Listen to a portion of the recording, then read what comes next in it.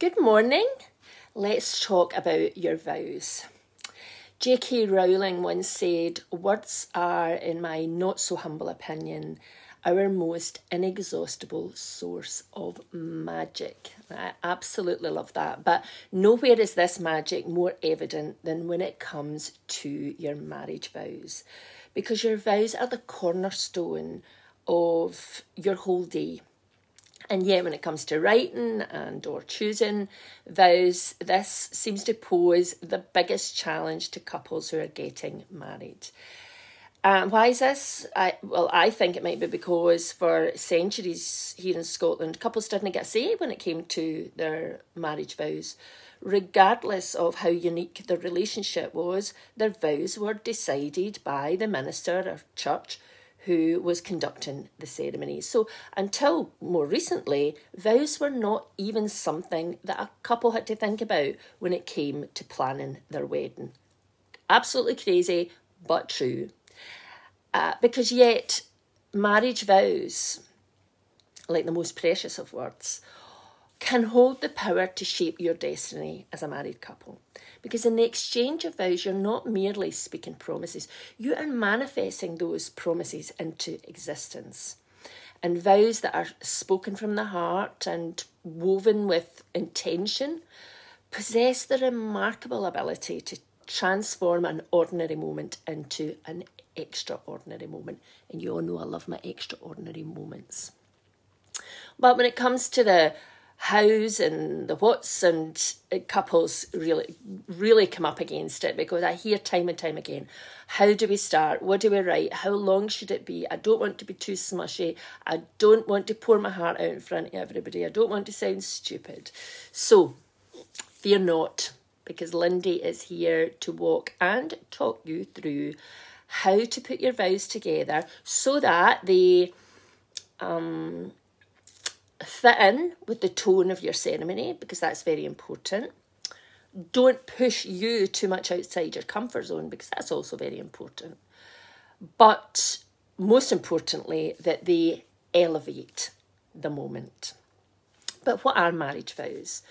Well, in a nutshell, marriage vows are the promises and commitments that a couple makes to each other during a wedding ceremony. They are the words that step you over the threshold into marriage. I like to think of vows as being the intention that you both have in your heart for your lives together as a married couple. And these vows then become the foundation upon which a couple's marriage is built. And if they're incorporated into their everyday life, they become a bit like a lighthouse, in that they can guide your actions and decisions and interactions as you walk through life's journey together. But what should your vows look like? Well, marriage vows will very often reflect a couple's values and beliefs and, as I say, the unique nature of their relationship. And while the exact wording can vary widely depending on cultural and religious and personal preferences, they typically revolve around key themes such as love, support, kinship, friendship, loyalty, and the journey through life together. And as I said, until more recently, attending a Scottish wedding meant encountering traditional Christian vows. But today, 2023, vows can be as unique as the couple who are saying them, which is great. And what is even better is that here in Scotland, there is no legally prescribed form of words to be used in a marriage ceremony. In other words, we in Scotland don't have to put in any specific wording in your ceremony to make it a legal ceremony. We don't have the statutory and declaratory words here in Scotland like you do down south, which means we start with a completely blank slate. And that's great, because it means you get to make the vow taking ceremony completely your own, but it also means that you have to do the work. You need to be invested in it, as you should be. So the first thing you need to think about is what kind of vows do you want to have? And I'm going to give you 3 types of vows to think about. There are others, and if you want more bespoke, tell me. But we're going to look at traditional vows, the ones we're all used to. We're going to look at traditional vows with a twist. And then we're going to talk a wee bit about personal vows. So, as I say, if you want something completely different from that, let me know. But traditional vows, these are the ones we are all most familiar with, you know, if you've gone to church weddings in the past. And that might sound something like, I call upon the persons here present to witness that I, Princess Leia, take you, Han Solo, to be my lawful wedded husband, to have and to hold from this day forward, for better, for worse, for richer, for poorer, in sickness and in health, as long as we both shall live. Now, there are other examples of traditional vows on the I Do Ceremonies website, but that's just one example. And here's one thing to think about, because I do get some couples saying to me, oh, we just want some traditional vows, just put any traditional vows in there. And that is not always the best option, and I'll tell you why. Most couples who book me want to have a very uplifting, relaxed, meaningful, but fun ceremony. And if you just stick any old traditional vows in the middle of your ceremony, that's exactly what it feels like, that we've just stuck them in there because you have to have them. And please don't think of your vows like something that's being forced upon your ceremony that just has to be there. Think about it as I say, the cornerstone of your ceremony. These words mean everything. And so rather than just picking them off the shelf, I would encourage you to spend time with them. Now, that doesn't mean to say you can't have traditional vows. You absolutely can. But you wouldn't say, oh, just give me any wedding dress, or oh, just any traditional type cake will do, it doesn't matter. Right? You wouldn't. So please don't do that with your vows. Find ones that align with your intention for your marriage, and then have those vows, or change the format of how you say them, and or include some personal vows that we're just going to talk about to bring more depth and to stay aligned with the tone of your ceremony, which brings us on to traditional with a twist. So if we go back to that last example, instead of just I call upon the persons here present, blah, blah, blah, blah, blah, you might say, so bride and groom, or bride and bride, whatever. I call upon the persons here present to witness that I, Han Solo, take you, Princess Leia, to be my lawful wedded wife, to have and to hold from this day forward, for better, for worse, for richer, for poorer, in sickness and in health, as long as we both shall live. Oh, and then this person says the same thing. And then we go back to this person. I promise to always be your best friend and partner in crime. And this person says, I do too. And then this person says, I promise to have fun with you, go on adventures with you, and live the best life with you. This person says, I do too. And this person says, I promise to feed you bacon rolls when you're hungover and empty the bins when you forget.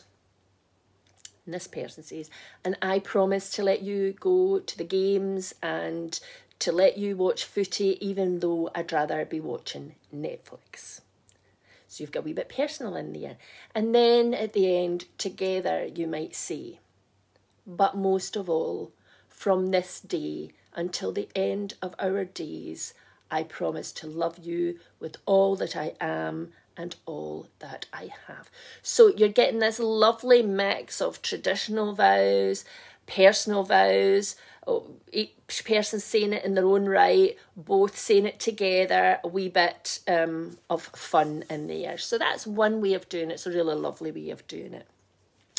Then we have the personal and private vows. But personal vows are where couples will sit down and they'll write down their feelings and their promises, and they'll read them out to each other during the ceremony.